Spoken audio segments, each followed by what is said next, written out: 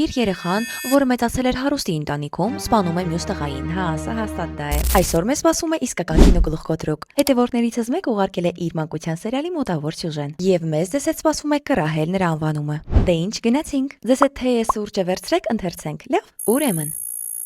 Բարև ձեզ։ Ես տեսել եմ ձեր տեսանյութը, որտեղ հետևորդների գրած սցենարով մոտավոր փորձում է գտնել սերիալը։ Դուք ճիշտ եք։ Եվ ես մի սերիալ եմ հիշում, ավելի շուտ երկուսը։ Առաջին սերիալից միայն մեկ կերպար եմ հիշում։ Զինա անունով մի կին էր, ով իր ամուսնու աղջկան չէր սիրում։ Նա բացասական կերպար էր, բայց շատ հումորային։ Հա, մեկ էլ հիշում եմ, որ ամուսնու անունը, եթե չեմ սխալվում, Հակոբ էր։ Հետևորդներ ջան, օգնեք մինչև ես կարդամ երկրորդ սերիալի սյուժեն։ Ինչ վերաբերվում է երկրորդ սերիալին, ապա մոտավորապես 10 կամ ավել տարի առաջ էր։ Հերոսներից մեկը Ինա Խոջամիրյանն էր։ Գլխավոր հերոսը ծննդատանը իր երեխային փոխում է հարուստ երեխայի հետ, որպեսզի իր երեխան լավ ապրի։